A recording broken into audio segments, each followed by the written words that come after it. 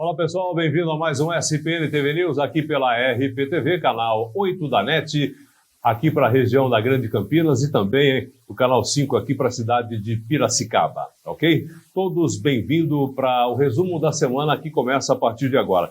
Bom, a gente fala sempre de política, sempre de polícia, sempre de negócios, obviamente, e das coisas que acontecem aqui na nossa região. Essa semana a gente ficou meio na expectativa de que tudo estava mais ou menos encaminhado aí para a reforma da Previdência e também a reforma tributária que já está começando a ser discutida lá na Câmara dos Deputados Federais, né? E também pelo Senado, enfim, pelos políticos lá de Brasília. Mas quando que de última hora acontece aqui a votação e é aprovado o projeto de abuso de autoridade? Aconteceu aí na calada da noite, essa foi realmente na calada da noite, um projeto que estava aí arquivado não, estava lá engavetado desde 2017, um projeto que tem aí a autoria do Requião, que ele não é muito bem aí das suas faculdades mentais, e por outro bandido que é o Renan Calheiros, que é um senador da República, bandido que é mesmo, tem 13 processos, a gente sabe tudo isso aí. Bom, boa coisa não poderia ser, né? A gente tem aí muita gente criticando, inclusive agora vai para a sanção ou para vetos do presidente Bolsonaro. Muitos artigos poderão ser votados e vetados, obviamente. Votados já foram, vetados aí pelo presidente Bolsonaro.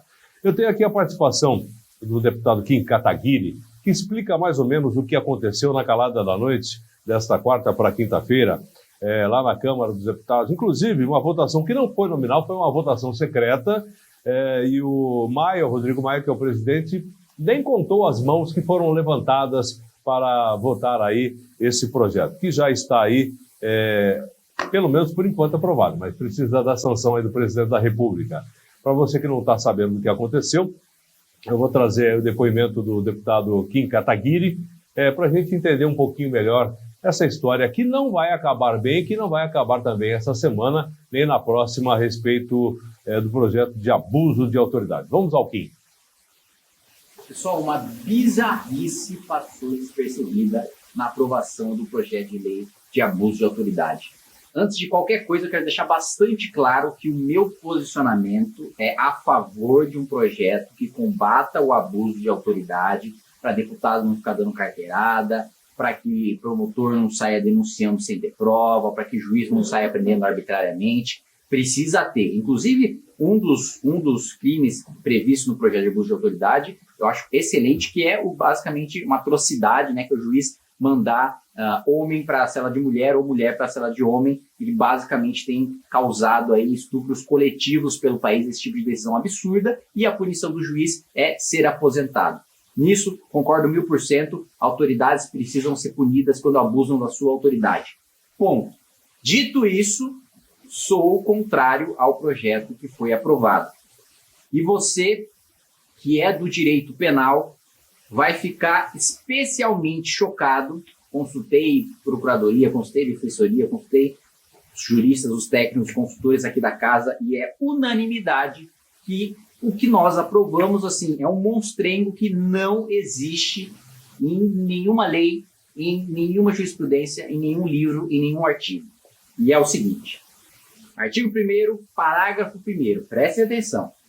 As condutas descritas nesta lei constituem crime de abuso de autoridade quando praticadas pelo agente com a finalidade específica de prejudicar outrem, ou seja, eu, enquadrado em alguma dessas condutas aqui, só posso ser punido se eu agir com a intenção de prejudicar alguém.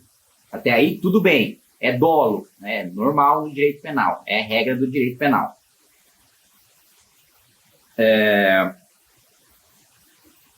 Ou beneficiar a si mesmo ou a terceiro. Tudo bem. Se eu abusei da autoridade para eu ficar rico, para deixar minha mãe rica, para deixar um amigo rico. Beleza, crime. Aí vem o problema.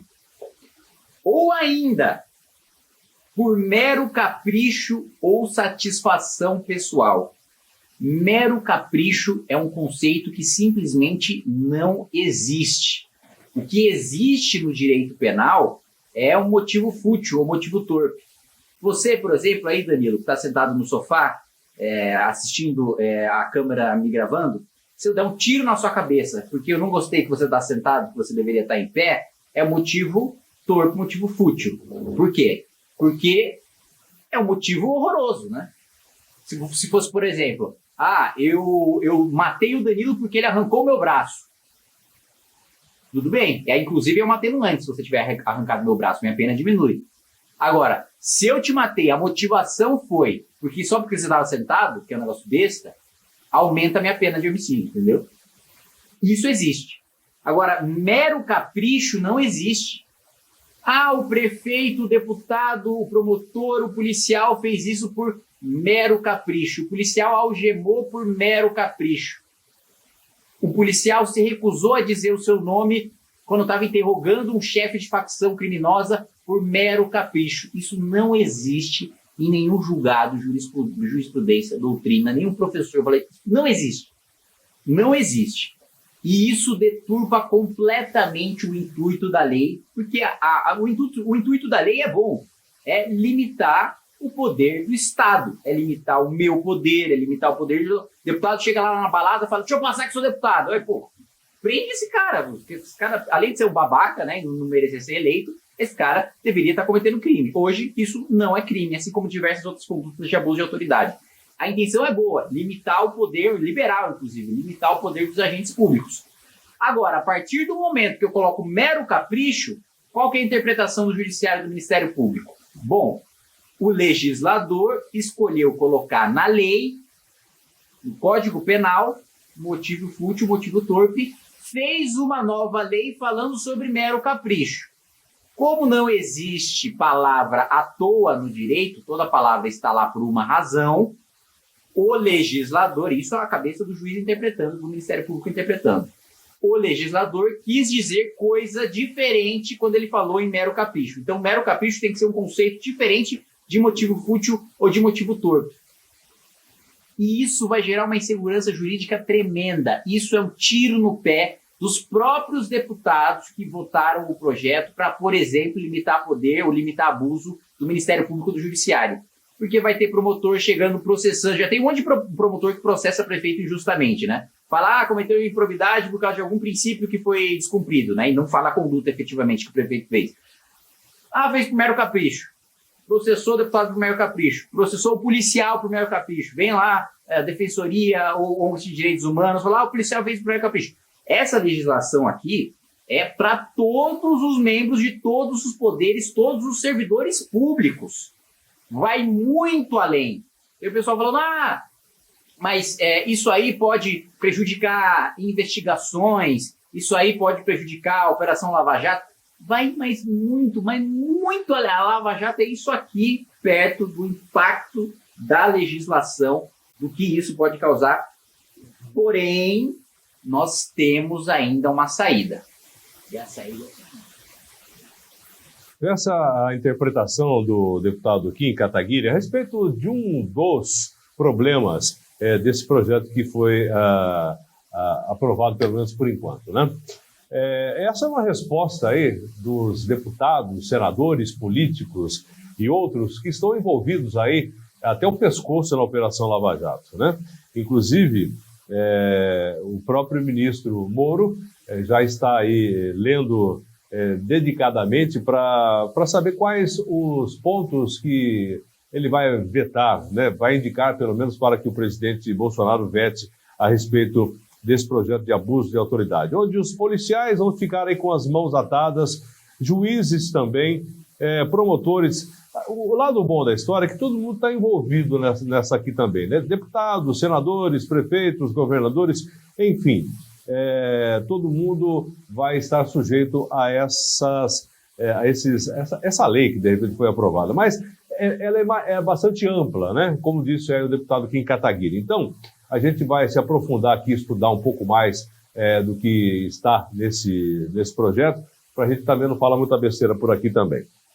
Bom, vamos mudando de assunto, já vou trazer aqui também um bate-boca que teve semana passada a respeito do meio ambiente no Brasil, com o Ricardo Salles, que é o ministro do meio ambiente, e também o ex-diretor do INPE, Ricardo Galvão, que tem uma visão da história totalmente diferente aí da visão do atual ministro Ricardo Salles, que está fazendo críticas pesadas a respeito das ONGs, né? Vem muito dinheiro de fora, que vinha pelo menos, né? Agora a Alemanha e também a Noruega disseram que não vão mandar mais dinheiro para proteger a Amazônia e tudo mais. Mas, gente, veja bem, desse dinheiro que vinha de fora, mais ou menos 80% do dinheiro era utilizado para fazer pagamento pessoal. Tudo bem, nada contra o pessoal que de repente está aí trabalhando, né, em prol da defesa do meio ambiente, mas é muita porcentagem de dinheiro que vem de fora só para pagar pessoal. 80%, tem alguns bilhões de dólares, 150 milhões aqui, mais não sei o que lá de lá, enfim. Mas vamos nos atentar a esse bate-boca, onde o próprio Ricardo Galvão, ex-diretor do INPE, concorda em muitos pontos com Ricardo Salles, que é o atual ministro do Meio Ambiente. Vamos ver a entrevista. Então, a maneira que foi colocada, eu considero que o governo reagiu erradamente, muito fortemente, porque esse sistema de TET foi desenvolvido como serviço para o IBAMA. Quem tem acesso, sem nós passarmos nada, é o IBAMA dia a dia, é só acessar o nosso sistema. Então não existe propriamente uma divulgação, os não números existe. Estão lá. Então, estão lá, e se o presidente Bolsonaro reclamou que nós não avisamos antes, essa é a responsabilidade do Ministério do Meio Ambiente. Quando nós criticamos a questão da prestação de informações, é porque várias informações, esses percentuais, portanto, que foram usados para o tal sensacionalismo, chegaram antes à imprensa do que ao IBAMA. Quando o IBAMA foi se debruçar sobre os dados já estavam na imprensa. Essa foi a grande razão pela qual nós dissemos, olha, os documentos, os números, os estudos estão sendo disponibilizados para quem os quer interpretar de forma sensacionalista, como eu disse, que jamais dissemos que foi o INPE que fez essa interpretação sensacionalista. Mas, de alguma forma, a imprensa teve acesso aos dados do INPE antes do próprio IBAMA. Tanto que o grupo, o CENIMA, que é o grupo de monitoramento do IBAMA, foi surpreendido 3 vezes durante o mês de junho por informações que até um repórter em especial, sabia antes do que o próprio órgão governamental. Isso é inadmissível. O que faltou, ministro, e eu espero que vocês estejam conscientes, porque o Bolsonaro até falou na campanha, é usar a ciência brasileira. Por exemplo, vocês falam de fazer desenvolvimento sustentável. Pergunta ao senhor ministro do Meio Ambiente, consultar o INPA, consultar o Museu Goethe, consultar o Instituto Mamiraá, que sabe muito mais sobre isso que qualquer um do governo agora executivo sobre isso, sobre a Amazônia. Sabe muito mais. Qualquer dirigente tem que entender que quando se trata de questões científicas, não existe autoridade acima da soberania da ciência. Não existe autoridade. Nem militar, nem política, nem O religiosa. problema é quando a ciência está disfarçada, a ideologia está disfarçada dentro da ciência. E Isso nós não pensamos, existe para nós. Claro que existe. Claro que não. A própria sua fala mostrou isso. Não. O que nós vimos há muito tempo é a ciência se arrogando o direito de dizer isso, aquilo, e, na verdade, como o seu exemplo acabou de dizer, o senhor citou 3 instituições que já existiam antes do presidente Bolsonaro. E eu pergunto, por que essas 3 instituições, com os governos anteriores, ditos administrados na parte ambiental por aqueles que também se arvoram de conhecedores absolutos do ambientalismo, por que eles não fizeram? Eles fizeram. O trabalho deles, o governo que não fez. O governo que não fez. O governo estava lá. O senhor está criticando o INPA? Você vai criticar o INPA? O Museu Goethe? O raciocínio. Há um grau de aparelhamento dessas instituições. Não existe, ministro. Total. A sua postura com o presidente mostrou. Mas vamos voltar atrás. O que eu propus ao ministro hoje, antes de começar, ele está correto que os sistemas têm que ser melhorados, absolutamente correto. Isso tem que ser feito com a participação da ciência brasileira aqui no país. Quem conhece isso é o INPE, quem sabe fazer coisas. A Amazon, que é uma ONG, eu não tenho essa loucura contra a ONG, que existem ONGs que trabalham imensamente a favor do Brasil, a Mapa Biomas Alerta, várias universidades. Faz um consórcio, vamos organizar, vamos dar todo o apoio ao ministro e vamos desenvolver um sistema mais avançado, mas usando a ciência brasileira. Pare com esse negócio de vender tudo para os americanos. Com todo respeito, professor, o nacionalismo do seu discurso é uma coisa indisfarçável. E isso, na minha opinião, é um dos grandes problemas pelos quais nós temos um sistema que não é up-to-date, não é o melhor que nós temos, porque é tanto ufanismo com coisa nacionalista que a gente, ao invés de ter o melhor, a gente tem o que tem só porque é brasileiro. Com relação ao Amazon, o Amazon recebeu 40 milhões de reais do Fundo Amazônico. 80% dos 40 milhões gastou em salário dos seus funcionários. Ou seja, virou um grande instrumento para sustentar o próprio funcionário da ONG. Então, aqui nós estamos falando de contratar um serviço que é para complementar o do INPE. Nós não estamos querendo substituir, o senhor citou o exemplo do presidente Lula, que quis tirar o INPE. Não tem nada a ver com o que nós estamos propondo.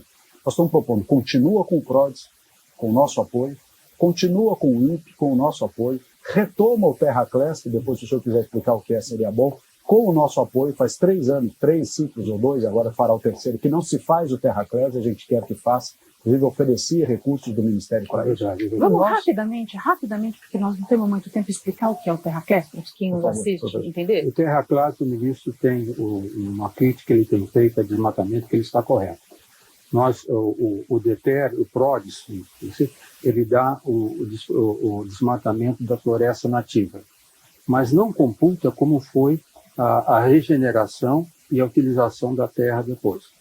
Mas deixamos de fazer a partir de 2014, porque isso era um recurso do BNDES, que deixado de ser passado para o INPE, e eu, apesar das divergências com o ministro, considero. A gente trouxe para você as divergências e também as convergências do atual ministro Ricardo Salles com o ex-diretor do INPE, Ricardo Galvão, que fez críticas pesadas e acabou sendo demitido do atual governo, né? Entre outras coisas. Bom, na nossa terceira pauta, a gente fala agora a respeito aí de mais uma delação do ex-ministro Antônio Palocci, da Fazenda e Casa Civil, dos governos Lula e Dilma, que aponta aí uma sucessão de ilícitos e propinas que chega, o pessoal não acaba mais, né? A quantidade de dinheiro que levaram do Brasil.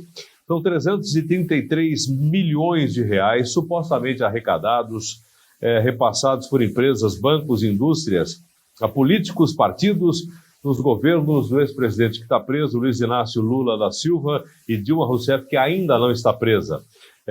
Ele fala de organização criminosa do partido, né, do PT, e aponta situações relativas a um período de pelo menos 12 anos, 2002 a 2014. Tem a foto, enquanto eu vou falando, por favor, aí, Arthur, do Palocci, do ex-presidente, entre outras coisas mais. Olha só que carinho, né? São 23 relatos de Palocci que passam por grandes obras de infraestrutura, contratos fictícios, doações por meio de Caixa 2 a campanhas eleitorais, liberação de recursos do BNDES e créditos do Banco do Brasil, criação de fundos de investimentos, fusões, elaboração de medidas provisórias, olha só, vendendo medida provisória para favorecer aí conglomerados. Agora os nomes, né? Ainda menciona o ex-presidente Lula, também a Dilma, ex-prefeito de São Paulo, Fernando Haddad, ex-presidente da Câmara, Eduardo Cunha, que está preso, os ex-executivos, olha só, Benjamin Steinbrück. O Benjamin todo mundo conhece aqui na nossa região, afinal de contas, ele era um dos donos daqui da Fibra, né, Fiação Brasileira de Raion, e também da tecelagem Elizabeth, entre outras coisas, né? O Rubens Ometo, aqui da cidade de Piracicaba, é isso? Ex-governador Fernando Pimentel, de Minas Gerais, o deputado Carlos Aratini, a deputada Gleisi Hoffmann, mais uma vez, aí 3 milhões e 200 mil aí para Gleisi Hoffmann, o ex-deputado João Paulo Lima, ex-governador do Acre, Tião Viana, também do PT, ex-senador Lindenberg Farias, esse também, qualquer hora, o Lindinho vai para a cadeia, ex-presidente do BNDES, Luciano Coutinho, ex-ministro da Fazenda, Delfim Neto. Até o Delfim Neto aparece nessa história aqui. São 333 milhões de reais só nessa delação, né? Ao decretar a redistribuição das investigações sobre as revelações de Palocci, o ministro Edson Fachin, do Supremo Tribunal Federal, detalhou todos os depoimentos do petista. A delação está sob responsabilidade das varas de Justiça Federal de Brasília, São Paulo e Curitiba. A ordem do ministro do STF foi dada em abril. Mais uma delação envolvendo aí o pessoal, todo mundo enrolado, vai ter muita gente. Tá vendo essa história aí? A gente volta um pouquinho aqui para falar a respeito da aprovação do abuso de autoridade.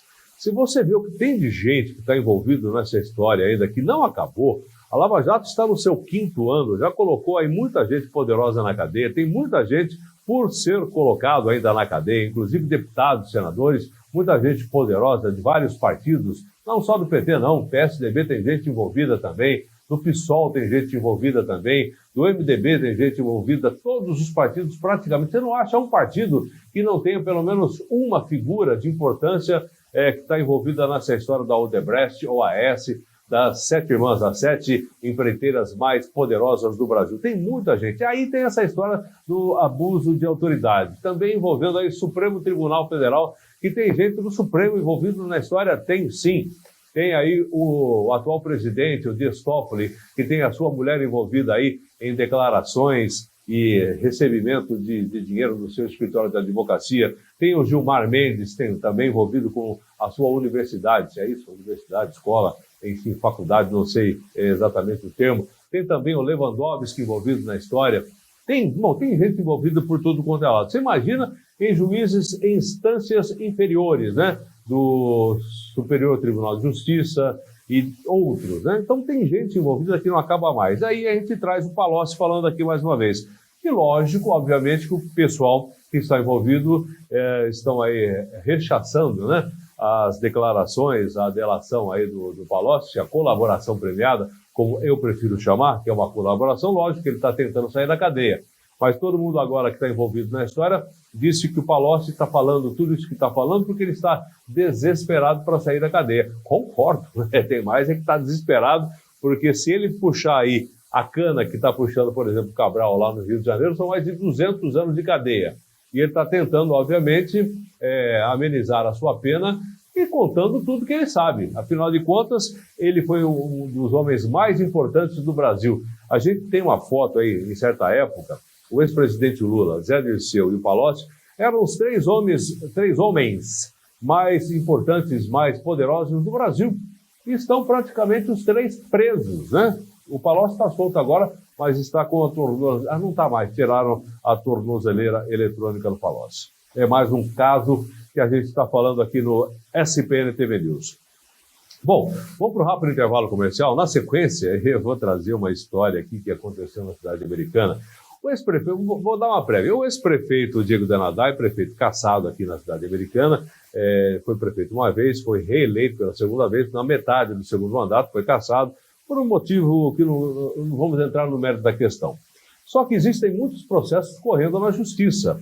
E essa semana foram convocados os dois, né, tanto o atual prefeito Omar Najar e o ex-prefeito cassado Diego Denadai, para uma audiência pública no fórum aqui da cidade americana.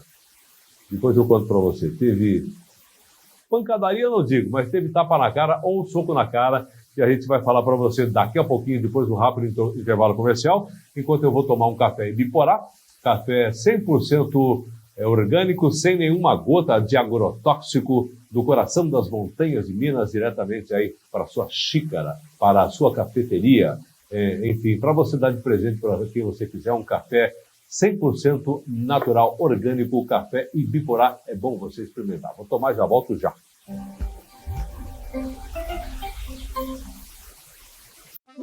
Você gosta de café? Que bom! Agora imagine um café cultivado a mais de 1.200 metros de altitude, no coração das montanhas de Minas. Um café especial, colhido na hora certa, torrado no ponto certo, mantendo todo o aroma e paladar de um verdadeiro café arábica. E o melhor, orgânico, sem nenhuma gota de agrotóxico, 100% natural e que você não encontra em qualquer lugar. Esse é o café Ibiporá. Vale a pena experimentar.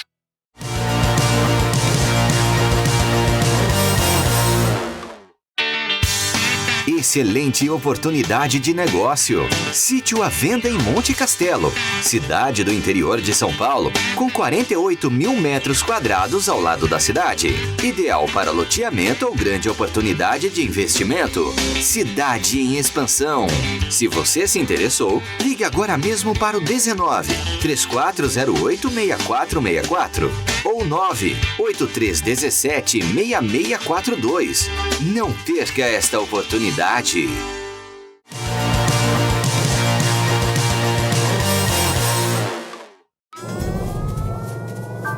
Há mais de 40 anos, um grupo de médicos criou uma organização de emergência médico-humanitária capaz de oferecer ajuda às pessoas em meio a desastres naturais, epidemias ou guerras, atendendo os mais necessitados sem se importar com raça, religião ou ideologia.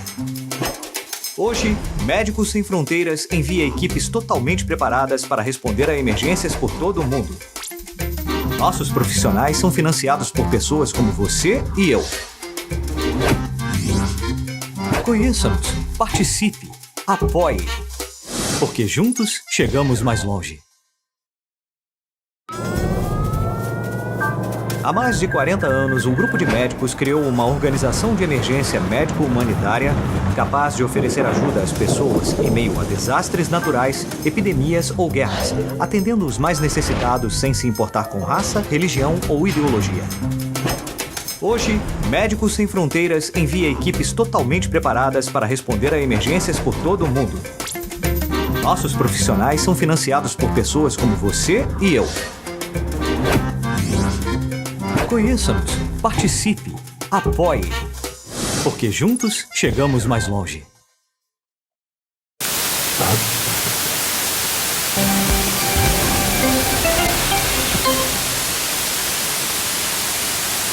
Estamos de volta aqui pela RPTV, canal 8 da NET, para as cidades que cercam aqui a região metropolitana de Campinas. Estamos aqui falando para a cidade americana, Nova Odessa, Sumaré, Hortolândia, também a cidade de Campinas, canal 8, também Limeira, Rio Claro, Araras, Mojimirim, Mogi Guaçu e canal 5 para a cidade de Piracicaba, que eu adoro tanto. Alô, Piracicaba, um abraço, um beijo para vocês aí de Piracicaba. Bom, como falei antes do intervalo comercial, teve um desequilíbrio aqui na cidade americana durante uma audiência. O prefeito Omar Najjar foi agredido pelo ex-prefeito Diego Denadai, segundo informações, com tapa ou com soco. E o que chama a atenção é que tudo isso aconteceu dentro do fórum, né?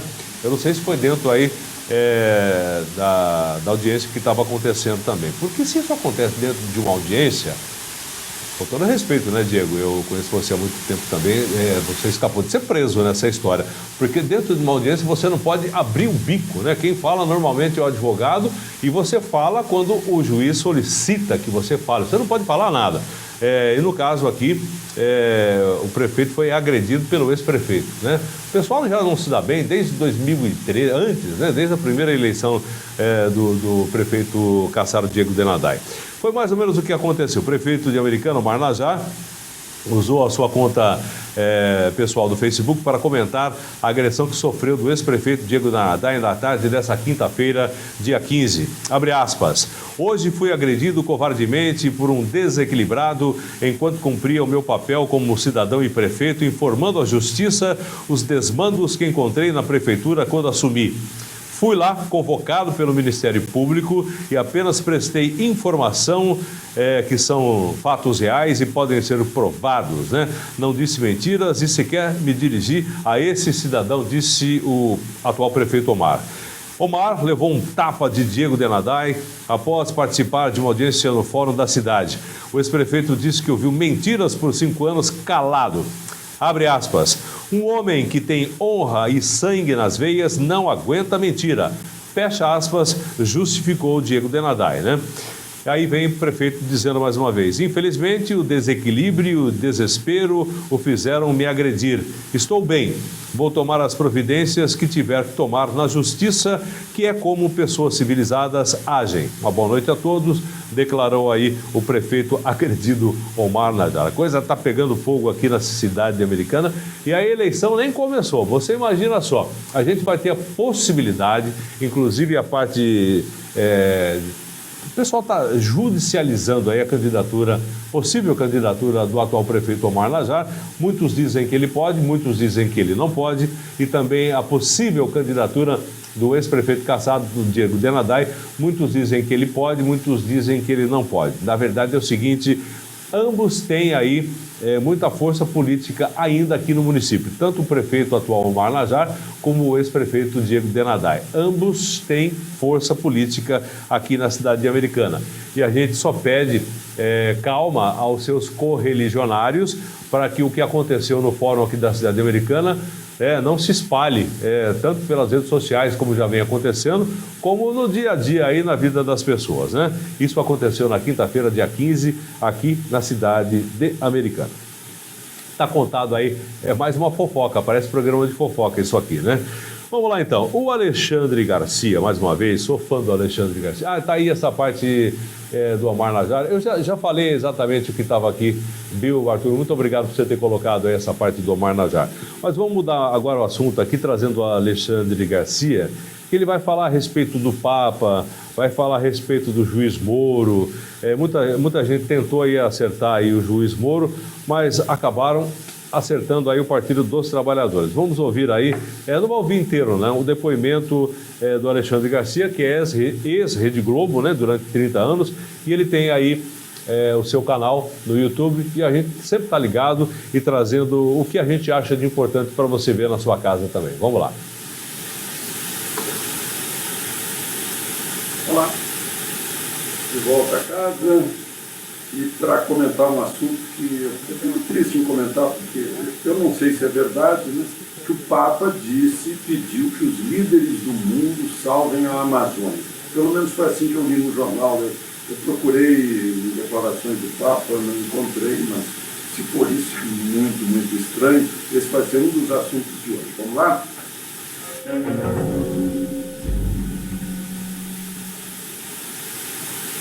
Bem, terça-feira vai ser votada a medida provisória da liberdade econômica, que é uma salvação para a economia brasileira. Para mim, eu tenho dito aqui, vou repetir, porque vale repetir, é tão revolucionária quanto o Plano Real. Eu vou tratar dela amanhã, né, na véspera, para falar do que ela contém. Hoje eu gostaria de falar um pouquinho, de citar um amigo que me mandou umas observações sobre as amarras que prejudicam a economia brasileira, prejudicam o empresário, prejudicam quem emprega, né? Esse amigo é o Guilherme Rodrigues, vou dar o crédito. Ele viu as agências, né? Tem a Ancine, tem o CAD, tem a Anvisa, a ANA, Agência Nacional de Águas, a NTT, de Transporte Terrestre, a ANP de Petróleo, a ANS de Saúde, a ANEEL de Eletricidade, a ANAC da Aviação Civil, a Anatel de Telecomunicações, a ANTAC de Transporte Aquaviário, a ANM, Agência de Mineração, né? Eu citei a Anvisa lá atrás, mas expliquei que é de saúde, né? O CAD, que é o controle para a liberdade econômica, a Ancine, a Agência de Cinema. Imaginem só a quantidade de agências autônomas, né, que as pessoas ficam penduradas nelas, dependendo do setor em que estão, ficam penduradas nelas. Aí diz o meu amigo aqui, numa observação a respeito de tudo isso, que corte, quantas baronias, sedes de bispados, morgadios e outros postos de nobreza em aberto. Ele se refere também à escolha do Procurador-Geral da República. Este posto de corregedor-mor da Corte da Relação. PGR, então, uma mina disputadíssima. Só de agências não são nada menos do que 12, superpostas com secretarias, ministérios, administrações regionais. Vai tirar uma licença para investir. Além de passar nesse labirinto, tem ainda meio ambiente, Ministério Público Federal e Estadual, poderes municipais, tribunais de contas estaduais e federal, que agora agem previamente com licenciamentos, etc., etc. Sem falar da judicialização depois de tudo obtido ou durante o processo, o investidor vira barata.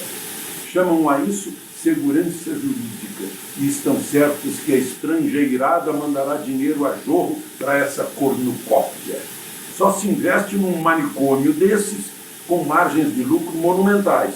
Único arbitramento possível, única segurança jurídica possível. Daí o pedágio é caro, o porto, a energia, tudo de básico é caro. Sem falar nos impostos em cima disso tudo. Daí o empresário e investidor que são gananciosos e antipatrióticos. Então um enxame de parasitas desembarcou no Brasil com Dom João VI, a corte de Dona Maria pela terra dele. Pois é, minha gente. Eu estou lendo isso porque amanhã eu vou fazer um resumo da libertação disso aí. De quase tudo, né? De muita coisa disso aí. É incrível. É incrível como alguém, né, decide investir, né, decide empregar, para cada empregado ele paga 2. Né? E com todo esse emaranhado de leis vai amarrando o sujeito que é o empreendedor. É incrível. Seja bem-vinda à medida provisória da liberdade econômica. Relator Jerônimo Gergen, deputado do Rio Grande do Sul. Rodrigo Garcia estava se referindo a essa medida que foi aprovada da liberdade econômica, fez todo esse apanhado desde a época do descobrimento para ver como o empresário é maltratado e amarrado, e a pior figura, segundo a justiça, né, aqui no Brasil. Obviamente, empresário precisa de colaborador e, obviamente, colaborador precisa de empresário. É uma estrada de duas mãos, né? Não existe se não tiver os dois lados da estrada. Mas mesmo assim, que ele disse também, você paga um funcionário e vale por 2. Né? Você paga o funcionário aí e normalmente mais do que você paga para o funcionário, você paga de encargos para o governo. Então tá aí a liberdade econômica, que é mais uma amarra que se desfaz aqui no Brasil para que o país volte a andar nos trilhos.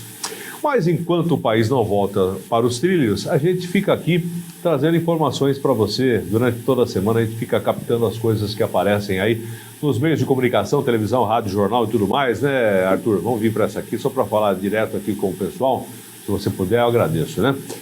Olha só, alguns grampos apareceram autorizados, nada a ver com essa história do Glenn, com grampos que foram roubados, né? Se é que de repente são legais, legais a gente sabe que não é, que são verdadeiros e tudo mais. Essa vem aqui direto do PCC, envolvendo o PT. Vamos ouvir? Com mais de 1.500 presos, a Penitenciária Estadual de Piraquara é um dos maiores presídios do Paraná. Fica a 400 quilômetros de São Paulo, mas era nesta cadeia que funcionava a tesouraria da facção criminosa paulista. O esquema veio à tona esta semana, depois que a Polícia Federal prendeu 28 integrantes da quadrilha em 7 estados. Escutas telefônicas revelaram o tamanho do faturamento mensal repassado ao comando da facção em São Paulo. O que eu não posso, mano, é ficar parado sabendo aí que tem aí 700 a 800 mil de compromisso e ajudas a serem pagas aí com o comando aí. A voz no celular é de Júnior Nunes Gonçalves, conhecido como Facínora, principal liderança no Paraná, preso na terça-feira. Segundo o Ministério Público Paranaense, ele gerenciava toda a movimentação financeira arrecadada principalmente com o tráfico de drogas. Era tratado pelos outros integrantes como chefe. Nos áudios, Facínora explica para um subordinado qual deve ser a postura de um integrante da facção. Eu aprendi que eu tenho que ver o que eu vou fazer pelo comando, não o que o comando vai fazer por mim. O braço paranaense da quadrilha mantinha ligação em São Paulo com Alexandro Pereira, conhecido como Elias. Ele foi preso aqui na capital paulista e, segundo a investigação, era o tesoureiro nacional da facção. Decidia o que fazer com o dinheiro e tinha ligação direta com a alta cúpula nas prisões. As gravações obtidas pelo Jornal da Record revelam pela primeira vez o impacto que as transferências dos chefes para presídios federais causou na comunicação interna da quadrilha. Nós tirando a liderança, vai dar uma balançada. Vai dar uma balançada por quê? Porque outros não têm que assumir o lugar daquele que saiu, mas só que também tem um ponto de interrogação. Quem já assumiu o lugar daquele que saiu não tem a autonomia do que saiu tem. Em uma das conversas, Elias fala sobre política, reclama das ações duras do atual governo e diz que em gestões anteriores o diálogo era mais fácil. Os caras começaram o mandato agora, irmão. Agora que eles começaram o mandato. Já mexendo diretamente com a cúpula, irmão. Que fica na linha de frente. Então, se os caras já começaram mexendo em tentar a linha de frente, os caras já entrou falando o quê? Com nós já não tem diálogo não, mano. Se você estava tendo diálogo com outros que estavam na frente, com nós já não vai ter diálogo não. E que esse Moro aí, mano, esse cara aí mano. Ele veio para atrasar. Ele já começou a atrasar, ele foi para cima do PT. Então você vê que o PT com nós tinha diálogo. O PT tem um diálogo com nós cabuloso. É um governo de destruição, infelizmente. Tá certo. Você viu aí, depois a gente vai colocar a Gleisi na sequência, porque a Gleisi, obviamente, está defendendo aí e chamando o Bolsonaro e o Moro de bandido, né? Mas a gente viu que o diálogo acontecia com governos anteriores, o que não vem acontecendo com o governo atual, pelo menos nessa parte aí, espero que outras não também, né? Onde envolva a segurança, tráfico de drogas, tráfico de armas, bandidos que estão presos, né? Bom, e na sequência, no dia que foi revelado esse áudio aí, a Gleisi chamou o Bolsonaro de bandido, tá aí no vídeo, você vai ver, não sou eu que estou dizendo, dizendo que tinha um diálogo com o PT, e a Gleisi chama aí tanto o Bolsonaro como o ministro Moro de bandido. Vamos ouvir a Gleisi Hoffmann. É um governo de destruição, infelizmente. Mas não é um governo sem projeto. Tem um projeto de destruição. Tem governo e tem Estado. E está agindo para que essa destruição aconteça no Brasil. O Bolsonaro é um ser folclórico. Esses dias eu fiz uma afirmação pesada, mas eu acho que é isso mesmo. É um bandido na presidência da República, né, que flerta com milícias, que flerta com ilícito, que flerta com autoritarismo, que é capaz de se dizer cúmplice de um assassinato, de um desaparecimento político no Brasil. Isso é muito grave. Ele já começou a atrasar, ele foi para cima do PT. Então você vê que o PT com nós tinha diálogo. O PT tem um diálogo com nós cabuloso. Aí, né? Você tira a sua própria conclusão. O diálogo está aí, está gravado. Aliás, eu não vi esse diálogo aí nos meios de comunicação, tipo Jornal Nacional. Isso aí é na Record. Na Record o pessoal passa, né? O Bandeirantes também agora está puxando para o lado de lá também, então não sei, não estou vendo mais nada. Bom, estamos quase chegando ao final do programa, tem bastante coisa ainda, mas eu acho que hoje não vai dar, o programa vai ser um pouquinho mais curto. Eu tenho, perdão, mais um vídeo aqui. Um vídeo antigo, inclusive, né? O porquê da divisão do Brasil entre nós e eles, entre esquerda, direita e tudo mais, né? Tempos atrás, o Partido dos Trabalhadores, quando estava no governo, eu falo bastante, porque são coisas que aconteceram, né? A gente não pode esquecer, não é ficar olhando no retrovisor, não. É para a gente ficar lembrando você quem é que estava aqui governando o Brasil até tempos atrás, né? Olha só o tipo de projeto que seria aprovado, eu acho até que foi, mas depois acabou saindo, pelo Partido dos Trabalhadores, e tem aí depoimento do Ives Gandra Martins, que é um dos mais renomados juristas, para ver o que é que estava acontecendo naquela época. Vamos ver esse vídeo aí. Interessante, hein? A nova lei que o presidente Lula assinou sem ler passou pelo crivo direto da ministra da Casa Civil, Dilma Rousseff, virtual candidata do PT à presidência da República, dos ministros da Justiça, Tarso Genro, da Comunicação Social, Franklin Martins, e dos Direitos Humanos, Paulo Vanucci. É um emaranhado de artigos e parágrafos que muitas vezes ataca a Constituição. O decreto provocou duras críticas da sociedade e uma forte reação dentro do próprio governo. Para os especialistas, se for aprovada da maneira como está, a lei será o mais duro golpe contra a democracia desde o fim da ditadura militar. Ives Gandra Martins é um dos mais conceituados juristas internacionais. Ele é autor de mais de 300 livros sobre direito, sozinho ou com outros autores, com obras publicadas em 19 países. Ao analisar o novo decreto, ele ficou impressionado. É um dos documentos com maiores sandices que eu tive a possibilidade de ver nos meus 51 anos de advocacia e nos meus 49 anos de magistério de direito. Catedrático em Direito por 31 universidades no Brasil, na América do Sul e Europa, Ives analisou vários itens do novo decreto. O projeto prevê que o proprietário rural que tiver uma fazenda invadida não poderá mais recorrer ao judiciário. O que eles estão pretendendo é dar direito àquele que invadir qualquer terra, fazer com que, uma vez invadido, o direito de propriedade deixe de ser do proprietário e de ser do invasor.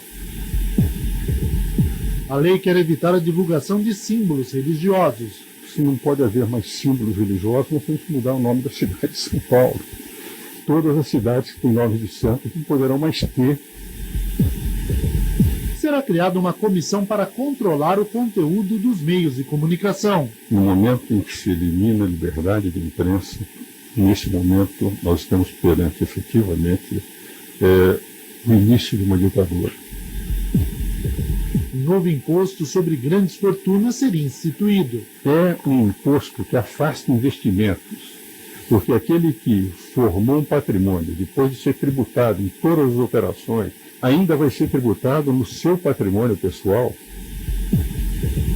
As prostitutas contariam com direitos trabalhistas e carteira assinada. Isso não é profissão. Na prática, o que os verdadeiros direitos humanos é tirar essas moças do que elas estão fazendo e dar profissões dignas a elas. Os responsáveis pela tortura durante a ditadura militar seriam julgados. Já os guerrilheiros, que também torturaram, ficariam livres de qualquer punição. Torturador de esquerda é um santo. Torturador de direita é um demônio. É um decreto preparatório para um regime ditatorial. Se você parou, prestou um pouco de atenção, coisas que iriam acontecer, que acabaram não acontecendo, graças a Deus, né? Bom, aqui no SPN TV News, eu tenho também um vídeo que eu trouxe lá do sul do país, a recuperação da BR-116. Para quem não conhece, a BR-116 é uma rodovia federal que liga aí o sul ao norte do país, né? E a BR-101 também liga ao sul ao norte do país. Uma pelo litoral e outra mais pelo centro, que é o caso aqui da BR-116. E existem muitos pontos que a estrada já está deteriorada há muito tempo, né? E principalmente os caminhoneiros, principalmente o pessoal que planta, que precisa ver aí a sua produção escoada para os portos, aeroportos, né, do Brasil, precisa de uma atenção especial. Por isso que eu trago esse vídeo para você ver o que o Exército Brasileiro está fazendo por lá. Vamos ver. 50,8 quilômetros da BR-116 estão sendo duplicados pela engenharia do Exército. O presidente da República esteve no Rio Grande do Sul para conhecer esta grande obra. O presidente pousou em Barra do Ribeiro no início da tarde desta segunda-feira. Acompanhado de ministros e comitiva, pôde conhecer um pouco mais do trabalho de duplicação que o 1º Batalhão Ferroviário está executando. O presidente elogiou a atuação dos militares e disse que os ganhos vão além da engenharia. Eu vou ver por um minuto aqui o comandante do Comando Militar do Sul, o João Mioto, que o Exército Brasileiro está presente em todo o território nacional e agora tem um governo que, além de prestigiar o Exército Brasileiro, né, dá cada vez mais meios para que eles possam colaborar no desenvolvimento e na integração do Brasil. Bem, presidente, nós estamos aqui nessa obra fazendo um trabalho de qualidade, acima de tudo. E essa obra vai ser entregue no prazo. Digo melhor, vamos entregar antes do prazo. E a população pode confiar no seu Exército. Aqui é uma obra de gabarito. Os senhores podem ter certeza, estamos aqui para preservar vidas. É por isso que o Exército está aqui. Muito obrigado. Comando Militar do Sul, elite do combate convencional. Exército Brasileiro, o seu exército nunca para. Tá certo. Obra de qualidade é coisa que a gente precisa e não superfaturada e com a qualidade duvidosa que a gente vê aí há muito tempo, né? Bom, pessoal, chegando ao final de mais um SPN TV News aqui pela RPTV, com um resumo do que mais importante aconteceu aqui na nossa região, também no Brasil, né? No mundo a gente está deixando um pouco para lá, que tem bastante notícia aqui no Brasil para a gente deixar. Obviamente, muita coisa importante acontecendo no mundo também, você está sabendo por aí, ok? Esse programa vai ao ar hoje, sexta-feira. Aliás, tem que fazer um destaque, né? 16 de agosto de 1977. Quem nos deixava naquele dia, Elvis Presley. 1977, 42 anos, é isso? 42 anos sem aí o rei do rock. A gente não vai colocar nenhum pedacinho aqui do Elvis, porque o pessoal do direito autoral, a gente coloca um pedacinho aqui da música e o pessoal bloqueia o programa aí no YouTube. Então tá certo, a gente tá só lembrando aí, 16 de agosto de 77, a data de morte de Elvis Presley, ok? O programa vai ao ar hoje, sexta-feira, hoje é dia 16, às 6 da tarde, amanhã sábado, meio-dia, e domingo também repeteco para você, meio-dia. E você pode rever esse programa tanto na rede social aqui da RPTV, como também no YouTube. Só você acessar aí RPTV ou então SPN TV News, ok? Obrigado pela sua participação. Estamos de volta na próxima semana com o resumo aqui do SPN TV News pela RPTV. Tchau, até lá.